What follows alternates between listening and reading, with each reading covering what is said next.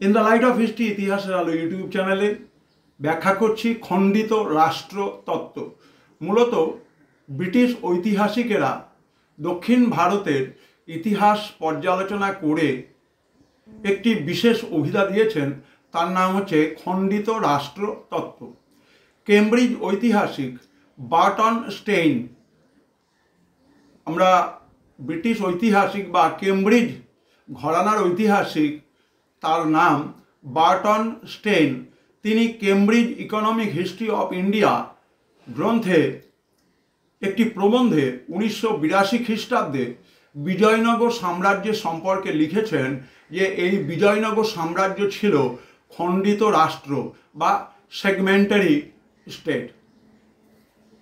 তিনি তার ঘরানা অনুযায়ী বলেছেন যে বিজয়নগরের রাজা কার্যত একটি ছোট এলাকা বা মাইক্রো রিজিয়ন প্রত্যক্ষভাবে শাসন করতেন।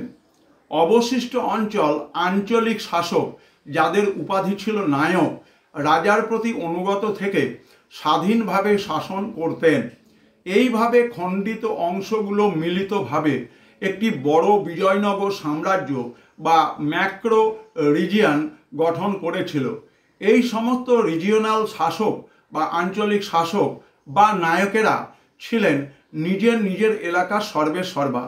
স্থানীয় আইন শৃঙ্খলা, রাজস্ব, সামরিক সাহায্য প্রভৃতি বিষয় রাজা এই নায়কদের উপর নির্ভরশীল ছিলেন। এবং এইভাবে পর্যালোচনা করে আমাদের কেমব্রিজ গোষ্ঠীর যারা ঐতিহাসিক বার্টন স্টেইন তার কেমব্রিজ ইকোনমিক হিস্ট্রি গ্রন্থে 1982 সালে প্রকাশিত প্রবন্ধে বিজয়নগরকে সেগমেন্টারি স্টেট বা সেগমেন্টারি স্টেট বলে অভিহিত করেছেন, যার বাংলা তর্জমা করলে দাঁড়ায় খণ্ডিত রাষ্ট্রতত্ত্ব।